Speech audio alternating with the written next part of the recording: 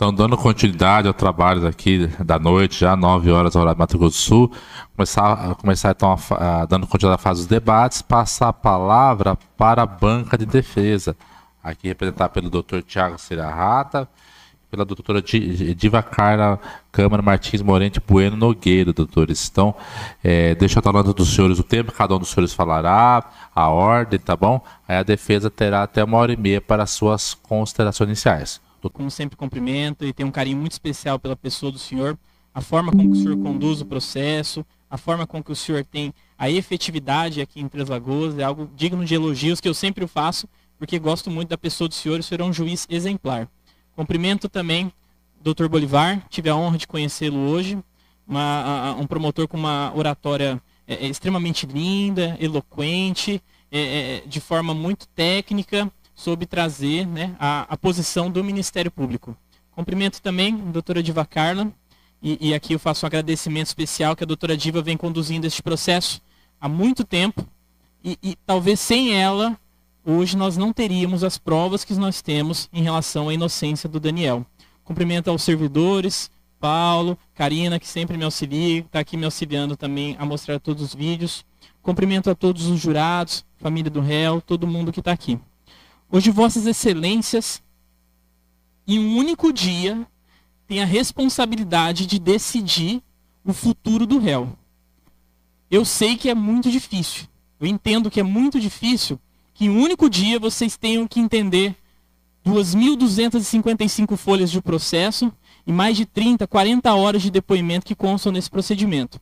Mas eu preciso que agora, nessa 1h30, eu vou tentar resumir para todos vocês, para entender o porquê que aquele homem é inocente.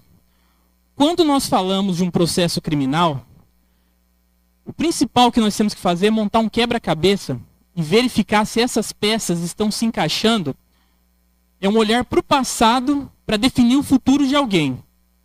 E tudo que o Ministério Público trouxe em relação à acusação são peças que não se encaixam. E vocês verão isso até o final desse julgamento. Qual é o passado do Daniel? Trabalhador, honesto, nunca foi condenado por agredir ninguém, nunca foi condenado por atentar contra a vida de alguém, nunca foi condenado por uma ameaça. Todo mundo que sentou aqui não poupou esforços para dizer que é um homem trabalhador, que é um homem honesto, que cria os filhos, inclusive o Bruno, que esteve aqui, que não é filho biológico dele, fala: ninguém diz que ele não é meu pai, porque ele é meu pai. Então é desse homem que nós estamos falando nessa parte da acusação. Eu sei que aqui nós temos que julgar um fato, mas nós temos que partir do princípio do perfil do acusado, para saber a maior ou menor probabilidade da pessoa fazer o que fez. E aqui nós estamos falando de um crime muito grave. A acusação se pauta em 4 pilares. Havia uma discussão por uma divisão de bens, suposta divisão de bens no divórcio. Havia um clima de ameaça entre o Daniel e o Renato. Já no dia do crime, consta que o Daniel teria saído da festa e retornado. E aí tenta colocar que essa seria o momento que ele foi lá e chegou exatamente no segundo que o Renato fechava o portão e conseguiu disparar sem ninguém ver. Porque a luz estava piscando. Esse é o ponto da acusação. E o terceiro, que o Renato, ao ser atingido, teria dito: meu genro. Primeiro ponto, em relação ao divórcio, como a Neide explicou aqui, e como nós juntamos no processo, quem deu entrada na justiça para pedir o divórcio foi o Daniel, que falou: vamos resolver tudo na justiça. Não quero discussão. Vai ser lá, você que seu advogado, eu com o meu, resolve tudo na justiça numa boa. Quem não gostava de justiça era o Renato. Mas o Daniel falou: vamos resolver numa boa. É isso que era a questão do divórcio. E a própria Neide veio aqui e falou: olha, era isso aí, mas tinha aquela questão. É um desgaste natural. Você dizer que havia um clima de tensão é um desgaste natural quando alguém está se divorciando. São 15 anos, são 3 filhos, é impossível que talvez isso ocorra da forma mais tranquila possível. Existia um desgaste, e isso não é mentira. Mas nunca houve ameaça. Aqui, algumas testemunhas disseram: não, porque veio um cara lá de Araçatuba que falou que o Daniel ia matar o Renato. E aí eu digo o seguinte: esse cara que eles disseram que era de Araçatuba, que era o Fernando, a Polícia Civil de São Paulo, e não é investigação particular, é a Polícia Civil de São Paulo, foi ouvir ele. E ele falou, isso está lá na folha 637. Nunca ouvi de Daniel que ele tivesse intenção de matar Renato. Nunca ouvi o mesmo comentar sobre tal assunto. Nunca conversei com Renato nada além de coisas relacionadas à minha prestação de serviço.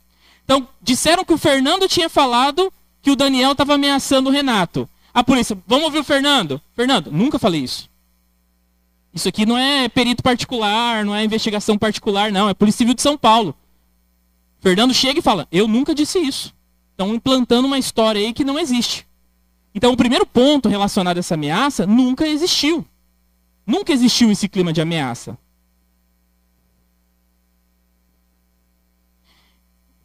E aí nós já podemos passar para o dia do crime.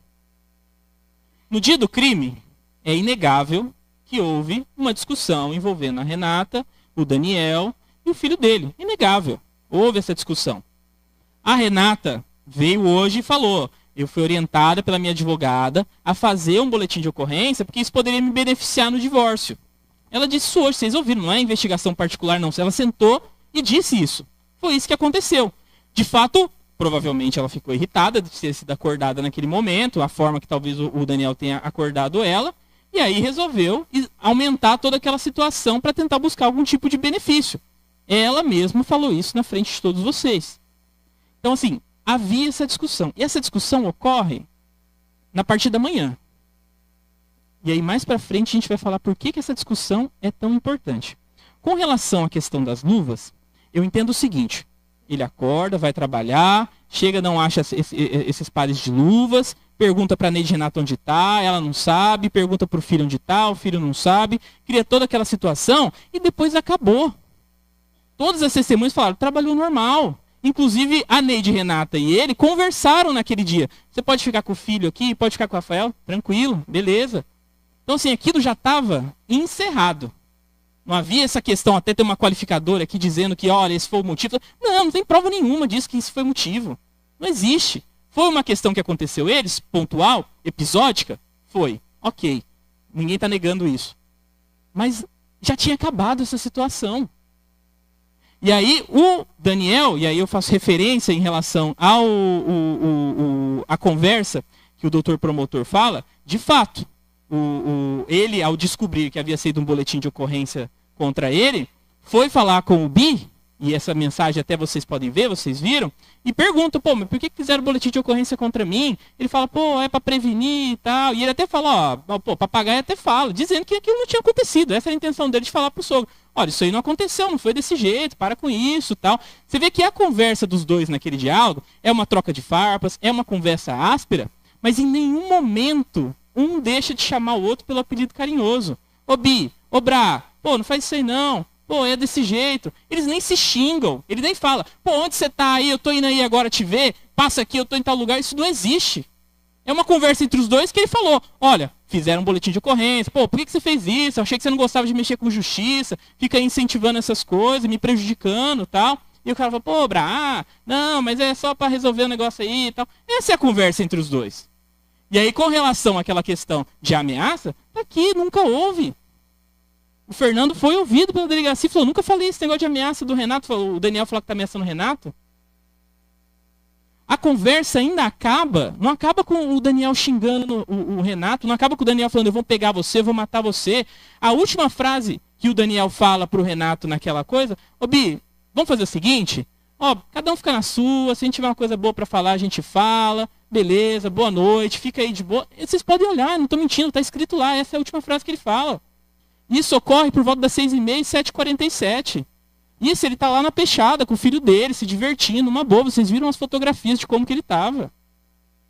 Então é impossível que nós colocarmos que esta conversa que foi dita seja motivadora, que ele estava transtornado, que ele era o capeta. Essa conversa está gravada e diz exatamente isso. É uma troca de farpas? É, mas é uma conversa respeitosa entre o sogro e o Daniel. Tranquilamente. Não tem como a gente apontar isso como sendo fundamento de um crime de ódio desse tamanho. Sendo que, isso foi dito várias vezes para o Daniel e para os testemunhos, os dois tinham um bom relacionamento. De anos já. Ele tinha carinho pelo sogro. Ele falava Bi, toda hora. E o sogro, Brá, Brau, Brá.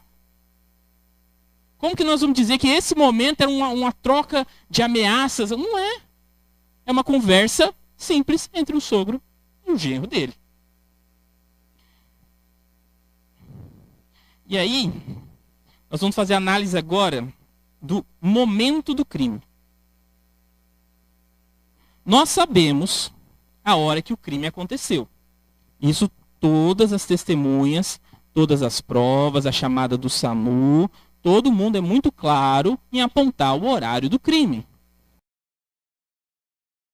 E 11h10, 11h20, não tem muito claro, até assim, para ser honesto, né? Tô dando toda essa questão, mas para mim ele acontece às 11 horas, porque é o que a Graziela fala no depoimento. Foi às 11 horas, tanto é que naquela noite saíram lá, foram na igreja, o culto acabou, ainda foram jantar, depois foram na lagoa, aquele comportamento todo estranho, que até a Neide falou no depoimento dela. Esse crime ele acontece às 11 horas. Nós sabemos a hora que esse crime acontece.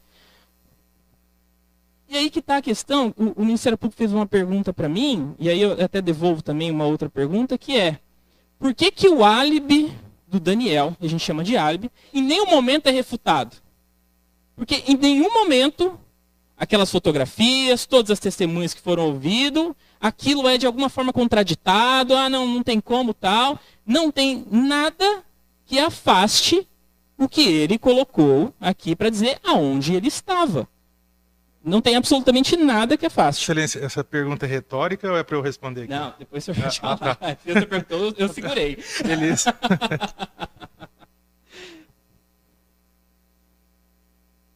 E aí eu vou dizer o seguinte.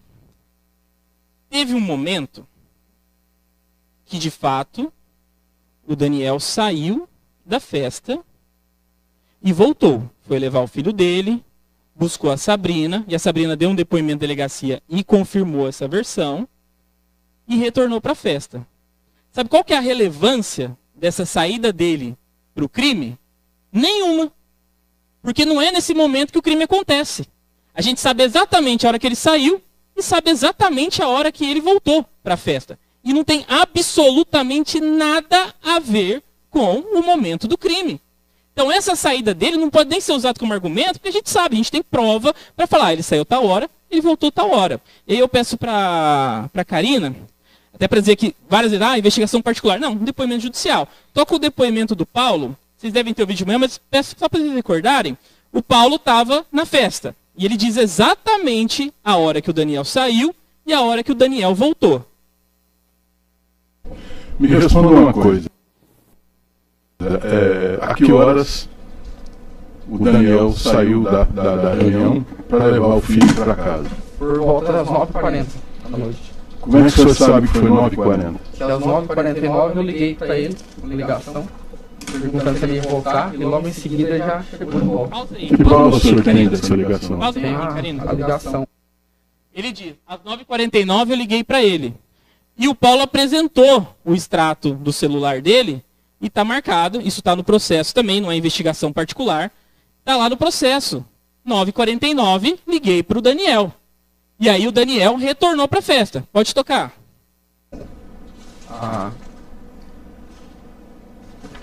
O definitivo da ligações. Que prova o senhor tem referente ao horário que ele retornou? Às 9h58, logo em seguida que ele retornou, eu tirei uma foto, eu e ele, do meu celular.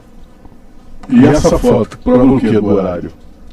No histórico do celular lá tem o dia e o horário da foto. Tá, então, a que horas? Essa hora que o senhor tira...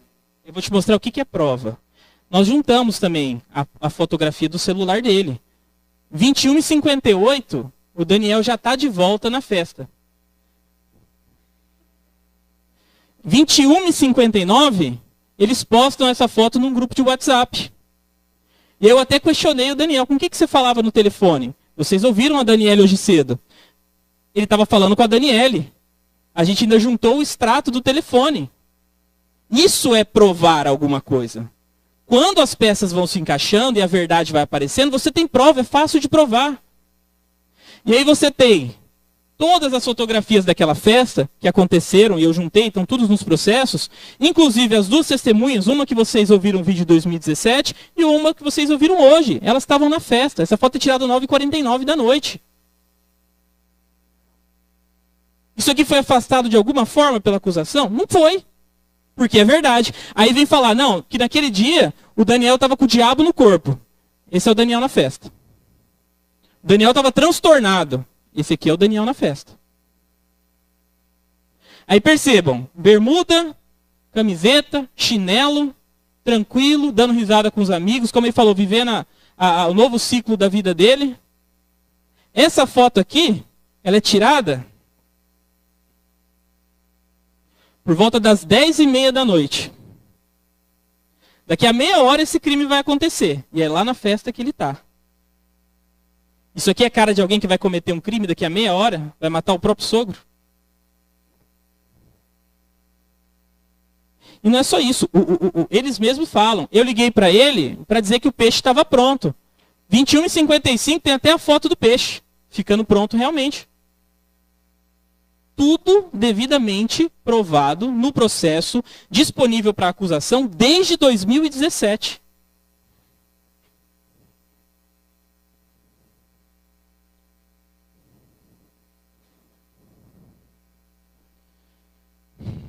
E aí a gente vai para mim, que é a prova principal deste processo. Isso não foi afastado de nenhuma forma pelo Ministério Público. Pode abrir para mim? Karina. Foto das 10h59.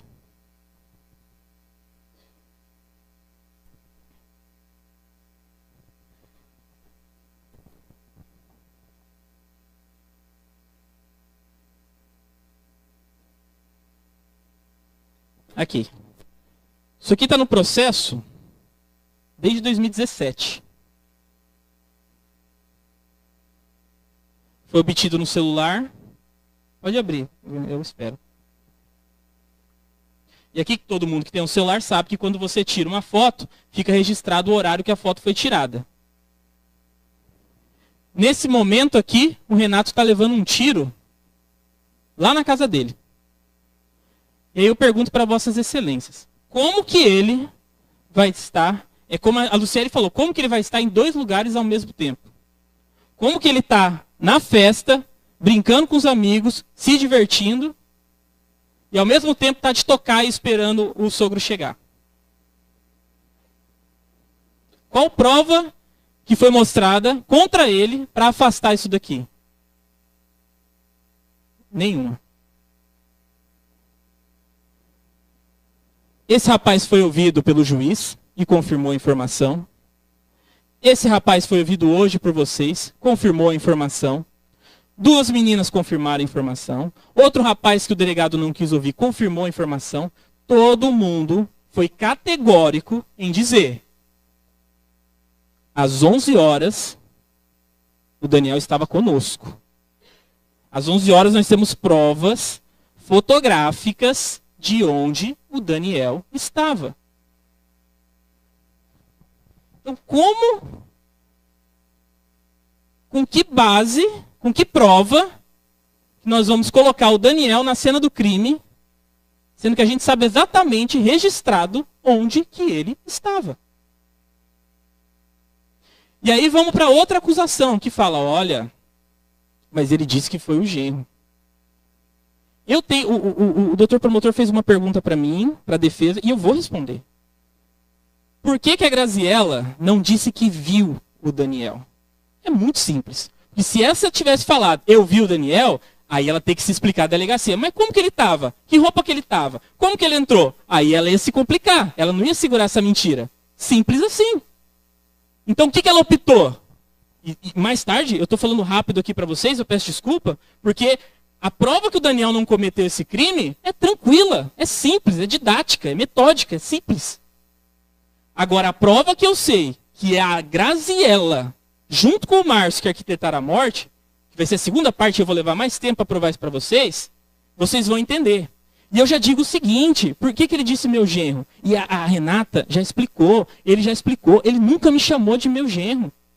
Nunca disse, olha, o meu genro. E até na conversa, na última conversa que os dois têm, isso está provado, ele não chama o Daniel de genro. É Brá e Bi. É simples. Então, o que eu imagino que aconteceu é o seguinte, para explicar essa questão do genro. Ela tinha um plano de matar o Renato. Esse era o plano. Ela tinha que matar o Renato e tinha que botar a culpa em alguém.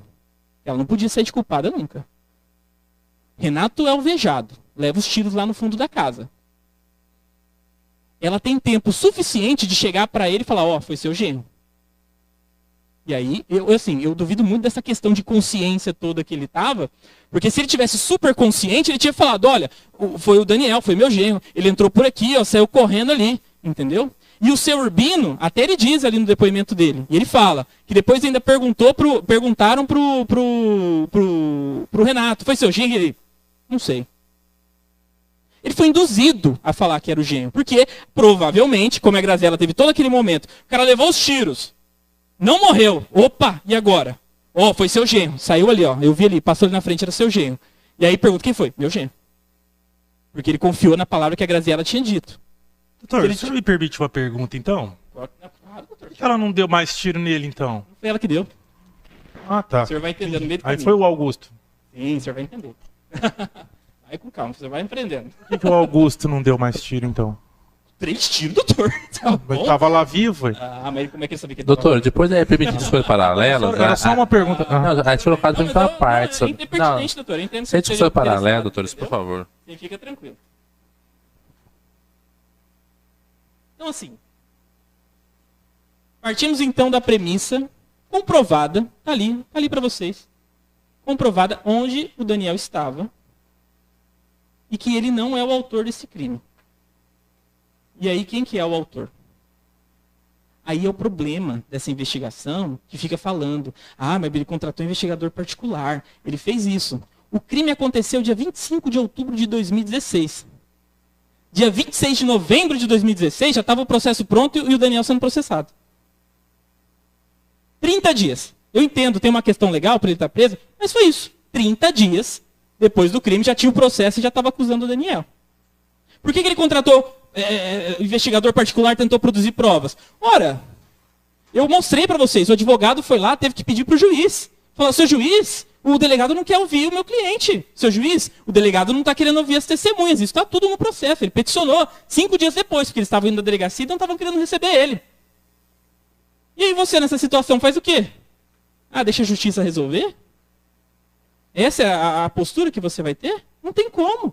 Então é obrigatório que ele pudesse fazer isso. E ainda bem que tinha condição de fazer isso. Porque se era um pobre coitado, estava preso e ia ficar preso para sempre. E agora,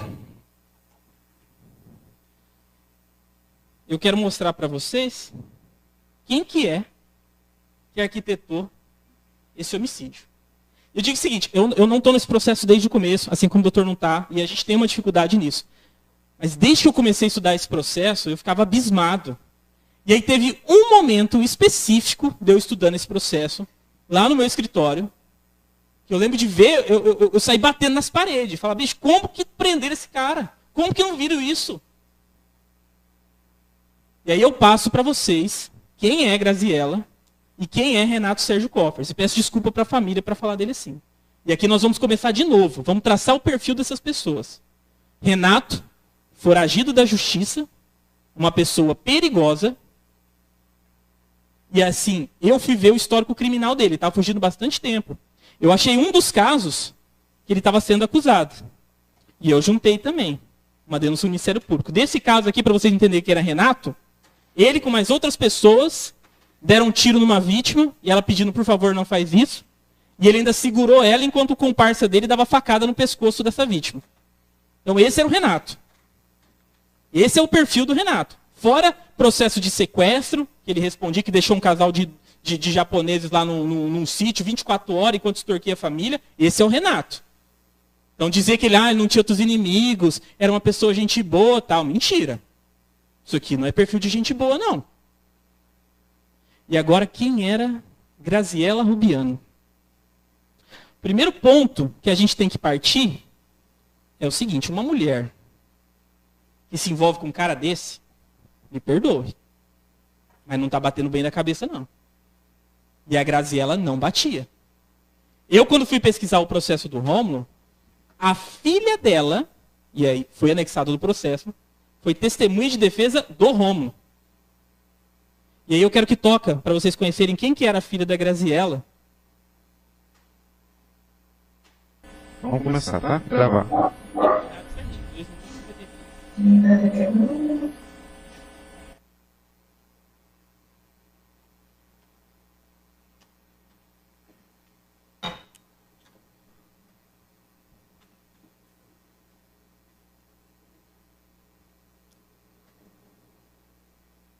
Só pra contextualizar, é do processo lá de Campo Grande, né, doutor? Matou o Renato, sabia que ele tinha saído, sabia que ele ia voltar. Sabia com quem que ele estava, sabia que hora que ele ia chegar. Quem matou estava esperando lá dentro. Não adianta falar que o cara, em 1 minuto, 2, o The Flash vai lá, deu os tiros, chegou bem na hora, não tem como.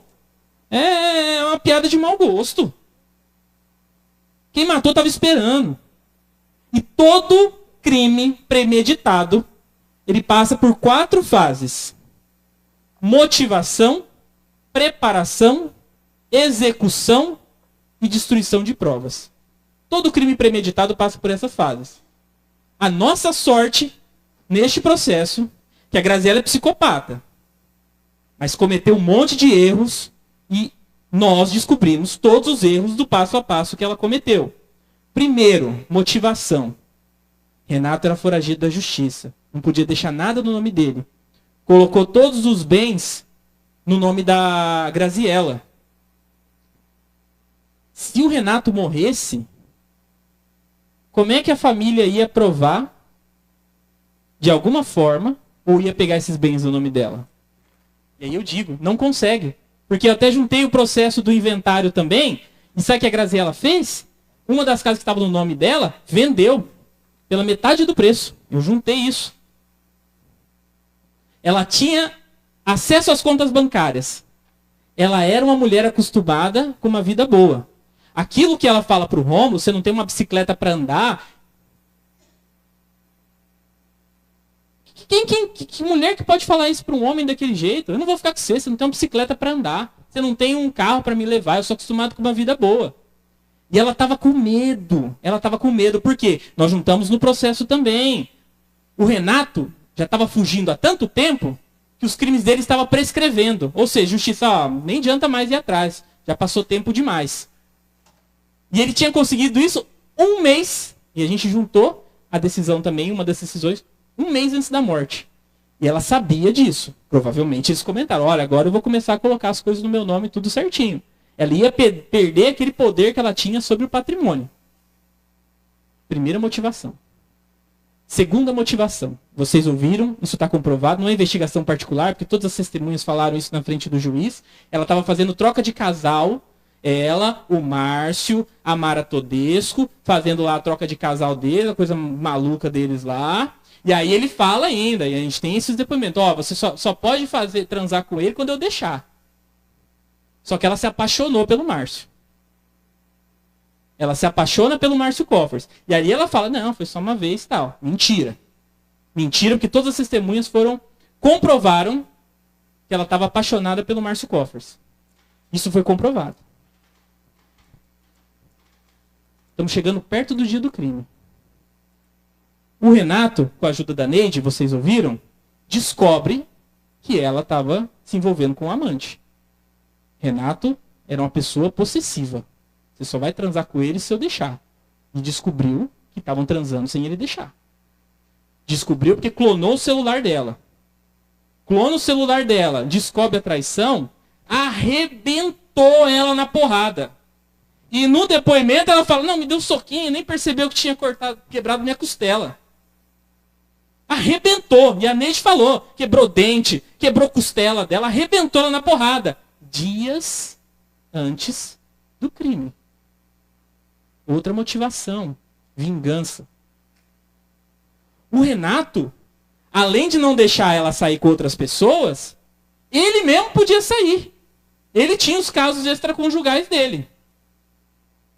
Aí vocês me perguntam, uma psicopata como a Graziella não pode viver o amor da vida dela, que ela estava apaixonada.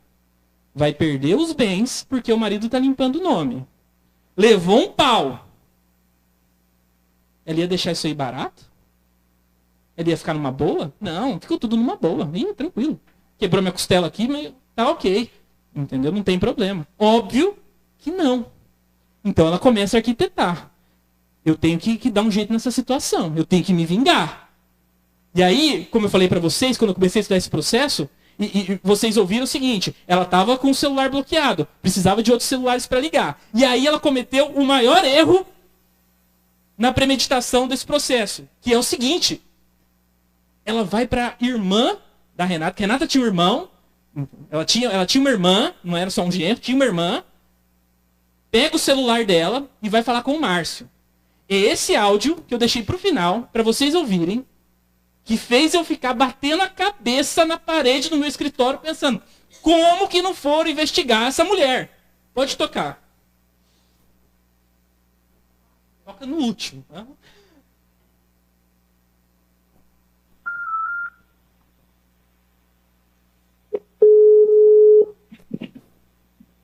Fica de olho aí, fica de olho. Alô? Amor. Alô? Oi. Oi. Eu tinha meu celular hackeado. Você tá me ouvindo? Conversei com ele já. Eu sei, ele me falou. Ele ouviu tudo nas conversas e sabe de tudo. Ah, eu falei pra ele que é verdade, já falei pra ele. Eu também falei pra ele que é verdade.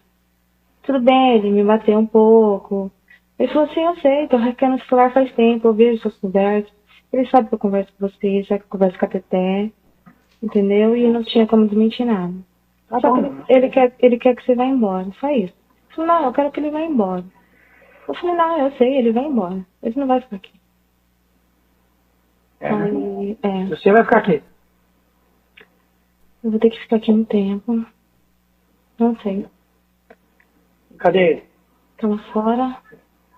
Cadê ele? Ele tava fora. Ó, E como você tá com seu telefone ligando? não liga no meu telefone, tá hackeado. Não fala pra Teté ligar nem mandar mensagem. Meu celular tá com ele.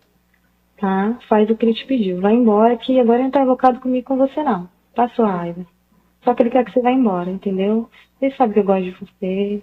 Ele sabe que você é homem da minha vida. Ele sabe nossos planos. Ele sabe tudo. Eu não neguei nada. Porque realmente todas as conversas que você viu. Ele sabe das ligações que eu fiz. Ele ouviu tudo. Ele sabe que você colocou aquela de meu celular ontem. Ele sabe de tudo. Não adianta mentir. Entendeu? Ele sabe tudo entre eu e você. Que eu gosto de você, você gosta de mim, a gente quer ficar junto. Só que ele não quer que eu sofra, porque ele acha que você não é um pai pra ele. Essas conversas no computador é verdade mesmo? É verdade, ele me mostrou. Não tinha como escapar. Entendeu? Ele sabe que eu te arrumei dinheiro. Ele sabe Ele quer o dinheiro de volta. Eu só quero dele esse dinheiro. Ele sabe que eu te arrumei dinheiro. Ele sabe de tudo. Entendeu? Tá, o que você quer que eu faça? Eu vou embora então? Eu quero que você vá. Não se preocupa comigo. É? Como eu vou me preocupar com você? Não se preocupa comigo. Os nossos planos continuam. Tá? Então tá bom, então. Eu quero que você vai, de boa, faz o que a gente sempre combinou. Vai lutar por Tá nós. bom. Que eu vou atrás. Eu Tá bom. vou, tá? Fica de boa. Ai, tá Tá aqui, bom. tava toda arrebentada, eu tô toda arrebentada, entendeu? Porque eu falei, Eu imagino. mas eu quero que você vai. Vai. Eu só não fui com ele, ele não foi mesmo, não. Se eu fosse aí, ia dar cagada. Tá, vai. Vai, ele tá de boa, entendeu? Ele só quer que você vá embora. Ele falou, eu só não quero mais vir aqui. O resto eu tô de boa, entendeu? E vai, e as nossas planos vai continuar. Vai que nem você ia fazer o baile, vai. Entendeu? Tá bom. Tchau, diga isso aí, né? Eu não vou te abandonar. Olha aqui. Oi. Eu vou atrás. Fica de boa, fica tranquilo. Só não liga no meu celular e nem manda mensagem, tá? Tá bom. Ele tá hackeado. Para de chorar. Tá bom, diga isso aí. Eu tô bem. Para de chorar. Eu quero que você vá. Vai. Que daqui a uns dias eu tô lá. Tá bom, amor. Fique em paz. Tranquilo. Assim que puder, eu vou entrar em contato com você de novo, tá? Tá bom. A sua amiga vai de confiança? Não, não vai. Hã? Oi? Ó, Oi. vai, nossos Que planos... telefone você tá me ligando? Qual é o telefone? Não interessa, acho que o telefone tá te ligando. Tá, tchau. Então tá bom, tchau. Beijo. Tchau. Tchau.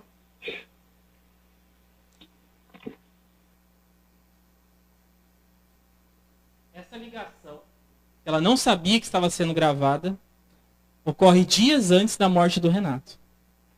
E aí vocês conseguiram ouvir bem. Vai na frente que os nossos planos continuam. Qual que era o único plano que ela poderia ter para poder viver com o Márcio? Sabendo o marido que ela tinha, que podia matar os dois. Qual que era o único jeito que ela tinha de se livrar do marido para ficar com o Márcio? Que ela fala, vai na frente que eu vou atrás. Fica tranquila. Para de chorar. Porque o Márcio ainda estava chorando. Para de chorar. Nosso plano continua.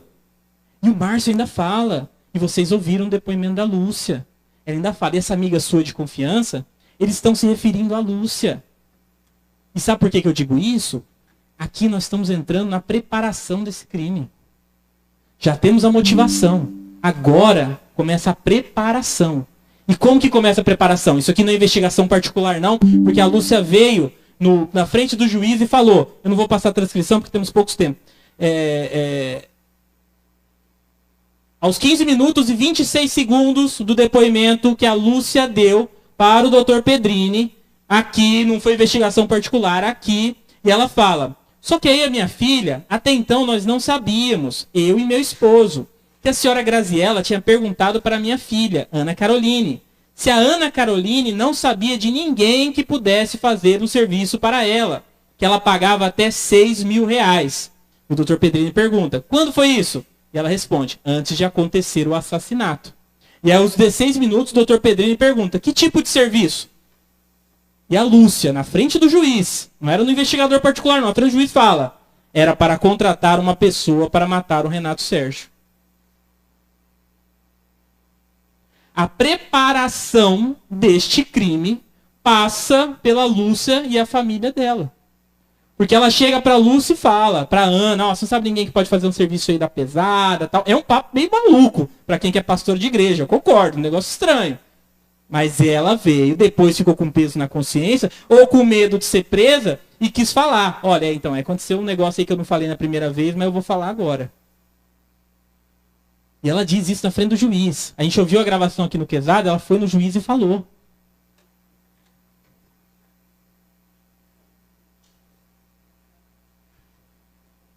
Motivação você já tem? Preparação provada você já tem? Como eu disse, realmente houve uma discussão entre o Daniel e a Renata naquele dia, às 7 da manhã, 8 da manhã. E a Graziella soube dessa discussão. Isso está no processo, ela soube, discutiram e tal. Eu presumo que a Graziella e o Márcio já tinham o plano de matar o Renato. Já estava com esse plano em andamento. E aí acontece a discussão. Então, provavelmente ela fala, tem que ser hoje. Hoje nós estamos fora do radar. Hoje não vão se preocupar com a gente. Se ele morrer, vão culpar o Daniel. Ela só não esperava que o Daniel tivesse na companhia de mais 12 pessoas e tirando um monte de fotografia. Que senão estava preso até hoje. Passa-se o dia todo daquele dia. A Lúcia, ouvida em audiência, ela fala sobre como a Graziella estava naquele dia. Pode pôr para mim, Karina? Isso, tem um momento certinho.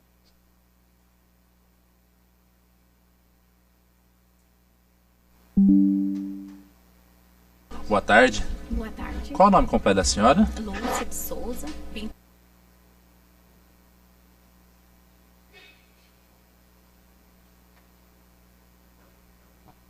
Isso aí, na frente do juiz. Parentes, eu falei pra ela.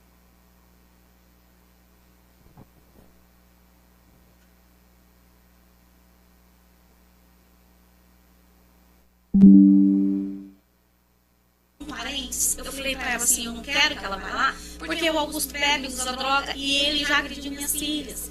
Então ele é assassino. Aí ela disse, ele é assassino. Eu falei, ele é assassino. Então ela tinha conhecimento disso. 27:10.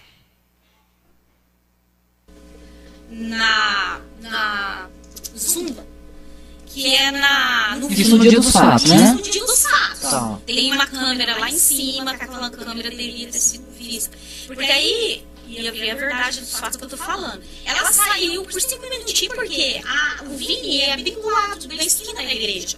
Ela disse assim, ó, eu vou lá no Vini, vou despedir das minhas amigas da Zumba. Ela disse isso. Porque isso eu só fui analisar, doutor, depois. Porque aí quando eu vi as mentiras dela, aí eu falei, isso é relevante. Isso não é um fato relevante. Ela falou pra senhora que ela ia viajar ou ia se mudar? Não, ela disse pra mim que ela ia se despedir das amigas dela. E eu cheguei à conclusão de que quando a gente se despede de alguém, ela disse assim, eu vou lá despedir das minhas amigas que eu não vou mais vê-las. Eu falei, então, ela realmente sabia do que ia acontecer. Tá, a senhora relatou também que a Graziella tinha procurado sua filha, né? Sim. Em busca de um matador que pagaria 6 mil. E que a Graziella vivia ligando pra ela e elas falavam em código.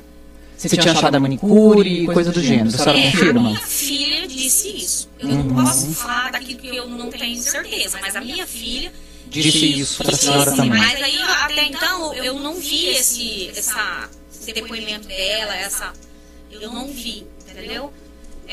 Foi com o detetive, né? E eu não tive acesso a essa fala da minha filha.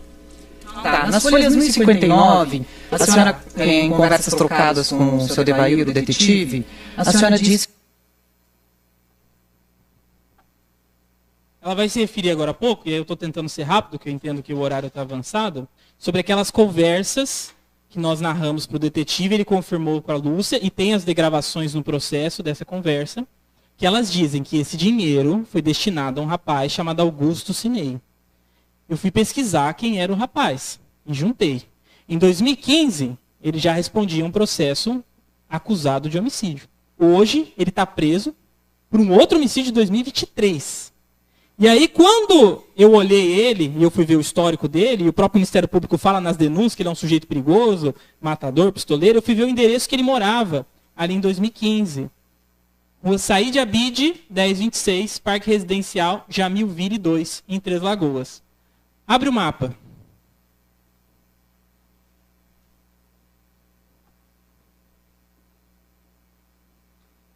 Pode baixar.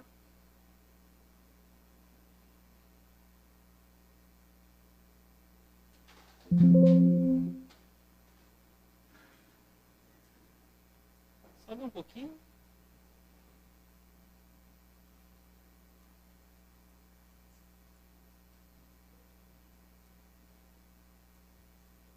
Gostei de Abide, 1026, endereço do matador, que a Lúcia e a Ana Caroline disse que indicaram.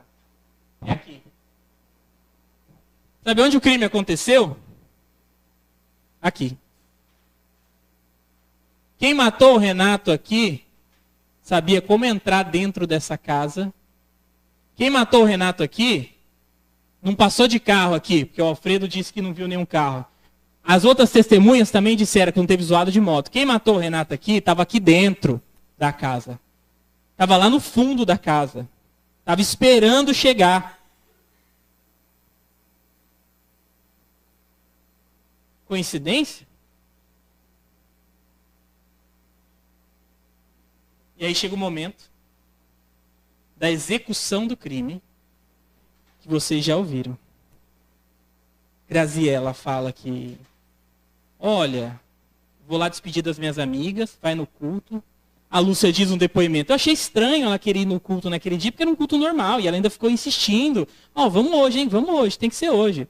Vai no cabeleireiro, fala para todo mundo que ia ser o dia mais feliz da vida dela. Isso está no processo, não é investigação, foi depoimento. E é como a Lúcia falou.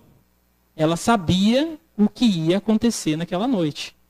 Ela facilitou a entrada do matador naquela casa naquela noite. Quem matou... gente, é um negócio assim, tão, quem matou não passou na frente de carro atirando. Tinha gente, tinha vizinhos. O próprio vizinho falou, não ouvi barulho de carro nem nada. Quem matou estava lá dentro. Quem matou pode ter pulado o muro para sair? Pode. E aí é uma prova maior ainda, que não é o Daniel, que a gente viu a roupa dele, como é que ele estava. A gente sabe como é que ele estava naquele momento.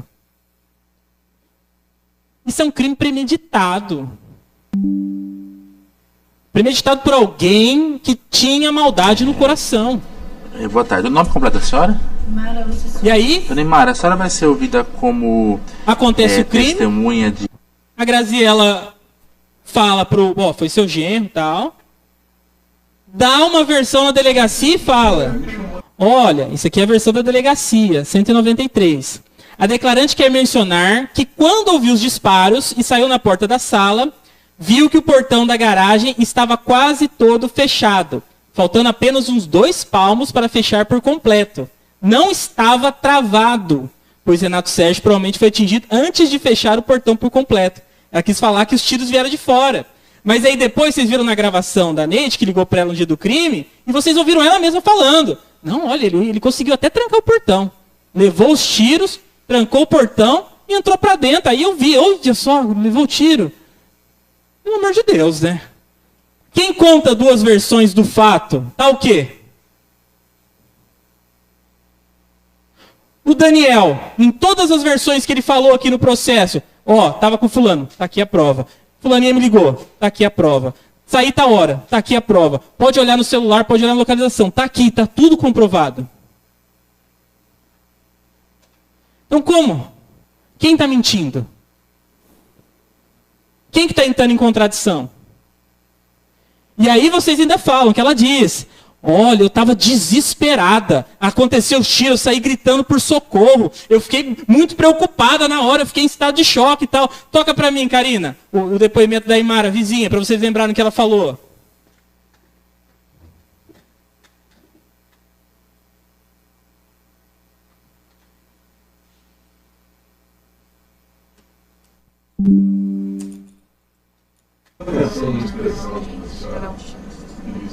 Eu não menti. Isso aqui de intervenção, uma coisa que chamou a atenção, porque a senhora disse que demorou 40 minutos para vir do socorro. Qual era o comportamento da Graziela com relação a isso? Se ela demonstrava ansiedade para socorrê-lo ou não? Alguma coisa nesse sentido? Ela estava sossegada. O que a senhora quer dizer com sossegado? Estava fria. Diz aqui no seu depoimento que olhando pela janela, vendo que a esposa da dona Helena apenas no portão do segundo e mora da esquerda. Ela gritava por socorro? Que elas não sentem nada depois. Não estava gritando? Não. A senhora não viu nenhum carro ali na rua? Não. Não viu nenhuma pessoa correndo, nenhum carro correndo? Nada. A senhora só ouviu o tiro? Só viu o tiro de ré. A depoente e seu marido foram... Vamos analisar. Você está na sua casa. Seu marido está baleado. Acaba de ser baleado. Você vai ficar tranquila? Você vai ficar fria? Ela fala, não, eu fiquei desesperado. Mas a testemunha, e não é investigação particular não, na frente do juiz. A testemunha fala, ela estava fria, estava tranquila.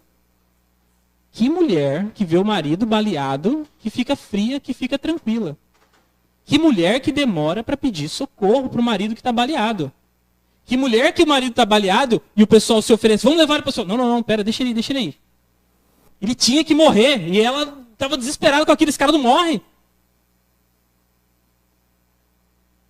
E aí obrigou ela ainda a falar, caraca, tinha que botar a culpa no Daniel, porque teve a discussão, o plano vai sair pela água abaixo. Eu vi, hein, Renato? Saiu ali, foi o seu genro. É óbvio que foi isso que aconteceu. É óbvio que foi isso que aconteceu. Porque a gente sabe onde que o Daniel estava. É impossível que fosse ele o autor desses disparos. Como eu disse para vocês, motivação comprovada. Preparação comprovada. O crime é executado. Agora a gente vai para a última etapa de um crime premeditado, que é a destruição de provas. Testemunhas disseram que lá no hospital, em vez de ela ficar com o marido dela, ela voltou para casa, naquela madrugada. Tinha sangue na casa. E qual é o seu nome completo? E o sangue foi lavado. Chorava, você gritava. Muito. Quem que vê uma cena de crime, antes da polícia chegar para tirar foto e tal, não, vou lavar o sangue. Sabendo que você gostaria que aquilo fosse investigado para achar o verdadeiro bandido, só tem uma pessoa que lava o sangue, que destrói uma cena de crime. o verdadeiro bandido. É só ele que interessa destruir as provas. E aí o Dr. Gotardi faz a pergunta para ela. Por que lavaram o sangue? Pode botar.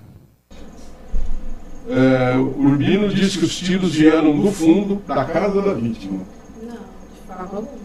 Tá.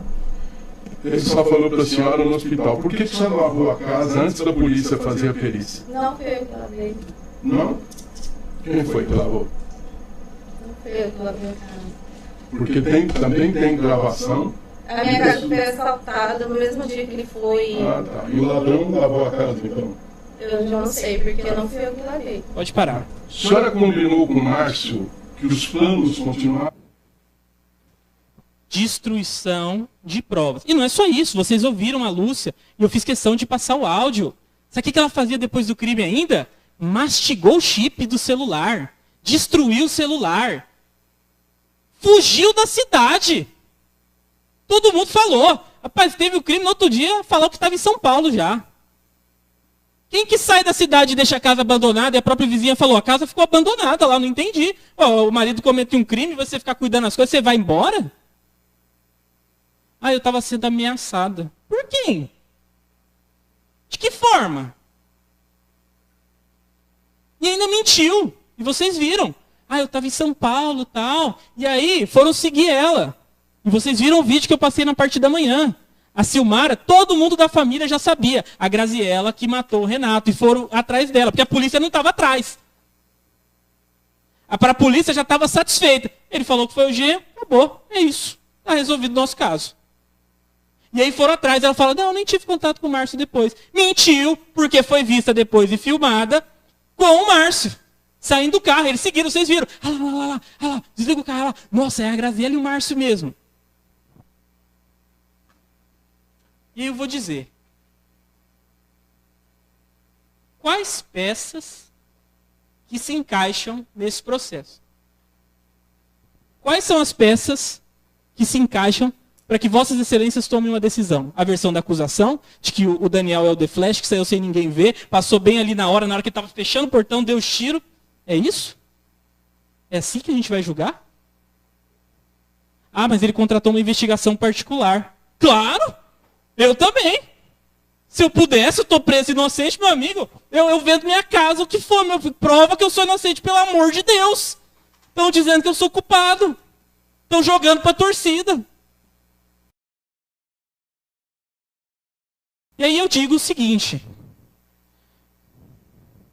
Vossas excelências vão votar daqui a pouco.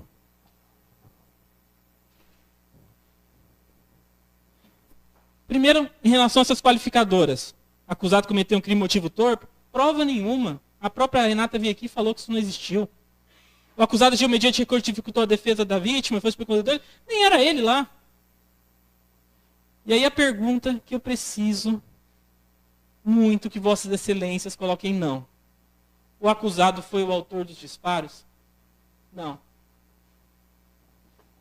E essa testemunha aqui estava com ele. Falou que não. Essa testemunha estava com ele. Falou que não. Essa testemunha aqui estava com ele. Apresentou o celular. Falou que não. Essa testemunha estava com ele. Falou que não. Essa aqui, que é a Sabrina, que eles estavam falando, engravidou dele naquela semana, teve um filho. O filho tem a mesma idade desse processo. Para dizer que ela não tinha relação, essa é a Sabrina. Deu depoimento e contou exatamente. Não teve contradição no depoimento dele em nenhum momento. Esse aqui é o cara que foi matar o sogro. Pai de família. Cuida de todo mundo. Até hoje. Esse aqui falou, estava com ele. Essa aqui vocês ouviram hoje. Eu estava com ele. Essa aqui vocês ouviram no vídeo de 2017. Aí eu pergunto para vossas excelências. Agora são 10h06.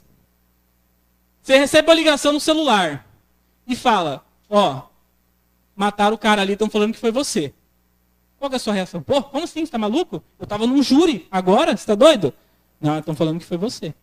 Bicho, fala o seguinte, chama os outros jurados ali, vamos comigo ali, para provar lá que eu estava com vocês?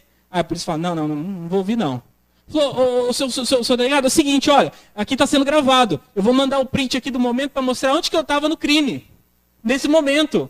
Ah, não, mas está falando que foi você. Ele falou meu nome? Ele falou que era eu? Descreveu como é que eu estava? Não, só fez uma referência. Vocês condenariam? Se sentiria justo ser condenado? Esse homem carrega esse processo há 8 anos. Porque ninguém teve coragem de falar, pô, tem prova que esse cara não estava lá, para com isso. Tem que chegar até aqui. Pode ser que o Renato estava se envolvendo com outras mulheres casadas e alguém foi lá se vingar? Pode ser. Pode ser que uma das vítimas do Renato tenha descoberto onde que ele estava e tenha matado ele? Pode ser. Isso nunca foi investigado. Pode ser que ele tinha um outro problema? Pode ser. Pode ser que a Graziella e o Márcio mataram o Renato naquela noite? Eu tenho absoluta certeza que sim. Só tem uma única coisa que não pode ser, que é o que vocês vão votar. O Daniel, o autor desses disparos? Não. Não é. Porque ele veio, ele provou, ele passou 8 anos carregando essa culpa. Ele ficou aqui na cidade. Sabe onde que a Graziella está? Ninguém sabe. Lá na fronteira da Bolívia, deixou um outro homem preso. Outro homem ficou preso inocente, vai dizer que a justiça é gloriosa, a polícia não comete erro? Outro homem foi preso, ficou preso, foi inocentado. Dizendo que ele tinha matado, teve que provar que não matou. Lúcia e Ana Carolina, a gente juntou. Saíram do país também, não estão aqui. Márcio, no depoimento dele no final, teve que contratar um detetive para saber onde que ele estava, porque estava escondido. Augusto preso. E o Daniel? Está aqui, cuidando da família dele. Encarando essa acusação de frente. Fazendo tudo que ele pode para provar que ele é inocente. Então como que a gente vai dizer que ele é autor do disparo? Então eu peço que, por favor, votem não. Está provado. Ele não é o autor dos disparos. Obrigado.